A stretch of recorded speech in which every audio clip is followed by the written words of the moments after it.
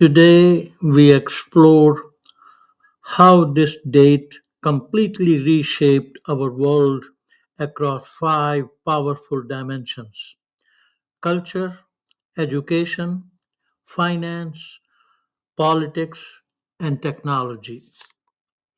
This day proves that history never rests. Let's dive into the fascinating interconnected events of this date that continue to influence how we live, think, and innovate today. So, without much further ado, let's go.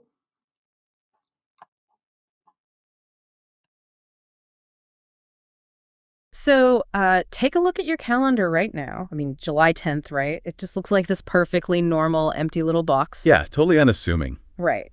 But history treats this specific square less like a normal day and, well, more like this massive magnet for the absolute extremes of human ambition. We're talking pulling in everything from the birth of the electrical grid to, state-sponsored bombings. It really does. Because when you look at the sheer density of events on this exact date, it forces us to reconsider how rapid progress and intense conflict are. Well, they're often twin engines running at the exact same time. Wait, I have to play devil's advocate here for a second, though. Go for it. I mean, there are 365 days in a year and thousands of years of recorded history.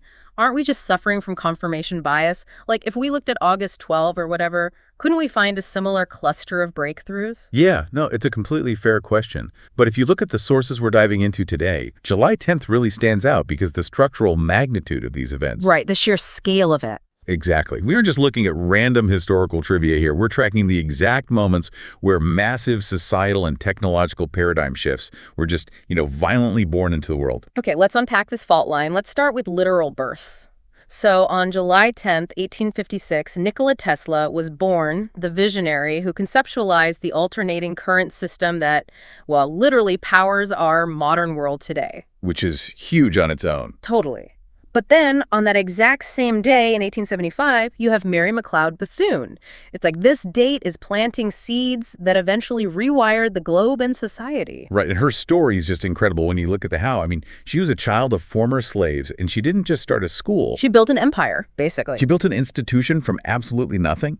She used just $1.50, flipped over discarded packing crates for desks, and turned 5 initial students into a massive educational legacy. And, she eventually became a vital advisor to FDR. Wow, talk about a force of nature. So July 10th is this launch pad for pioneers. And then, decades later, those early concepts of connection and power materialize into actual tech launches. Like July 10th, 1962, Telstar 1, the very first commercial communications satellite. What's fascinating here is the sheer physics of Telstar 1. I mean, it operated on a transmitter output of just 2.25 watts. Wait, 2.25 watts? That's almost nothing. It's basically the power of a dim household flashlight, and it was broadcasting all the way from space. How does a signal that astronomically weak even make it across the Atlantic to broadcast live TV? Well, how it worked wasn't about shouting louder from orbit, right? It was all about the receiver back on Earth. Oh, interesting. Yeah, engineers had to build this mammoth 340-ton horn antenna in Andover, Maine, literally just to cup its metaphorical ear and catch that tiny whisper of a signal. That is wild. And, if we track that technological optimism, it hits an absolute fever pitch recently. Fast forward to July 10th, 2024. Oh, right, the market peak. Yes. That exact date marked the collective market peak of the Magnificent Seven mega-cap tech stocks, right before they suffered a massive 12% drop over the following weeks. It's crazy that July 10th marks both the birth of modern tech dominance and its peak market saturation. Exactly, yeah. It represents the financial zenith of all that ambition. But, there's a flip side to this. There always is. Right. Because if the first half of July 10th's history is about incredible human progress, the second half shows us what happens when new ideologies violently collide with the old ones. Okay, let's unpack this side of it then, because progress inevitably triggers pushback.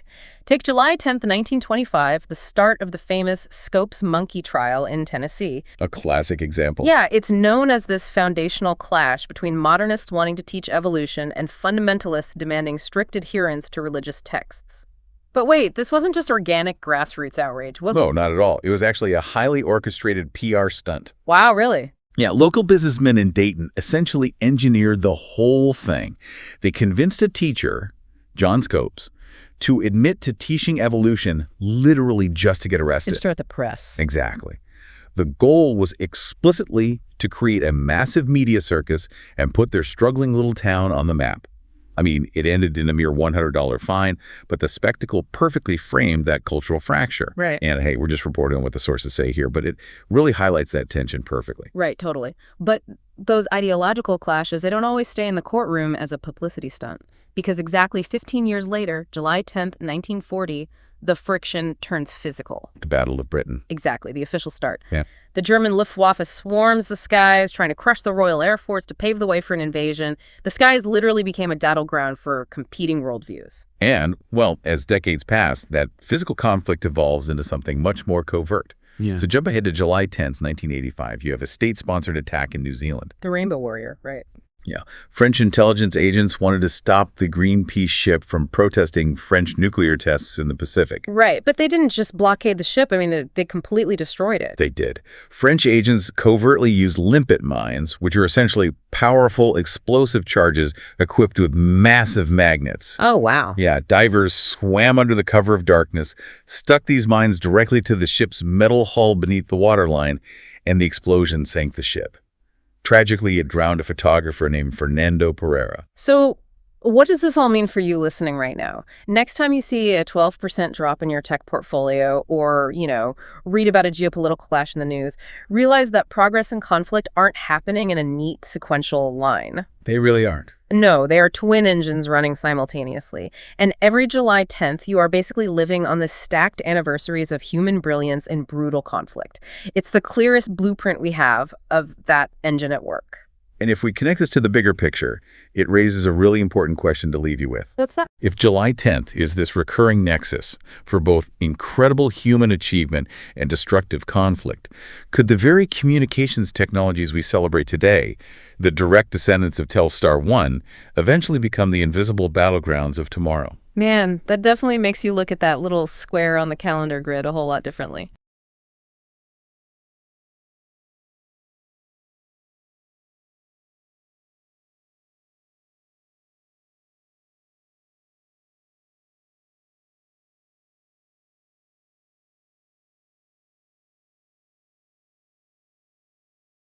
Hi viewers, family and friends.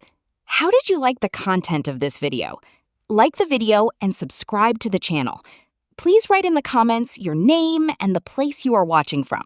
Since our viewing family is spread all over the world, it will be nice to know which city and the country you are watching from, so I can say hello to you. Science and technology. Reading and listening to the historical accomplishments on this date of those who have gone before us, I, as a professional engineer with interest in structural engineering, energy-efficient buildings, ICF construction, and as Google Docs expert with interest in spreadsheet-based solutions, draw inspiration to ask of myself the million-dollar question. What would I accomplish today? Think about the Japanese practice of Kaizen. Let me know in the comments, what would you accomplish today? Your subscribing to the channel inspires me to post more such videos. Thanks for your patronage. See you in the next video. Sincerely, Yogi Anand.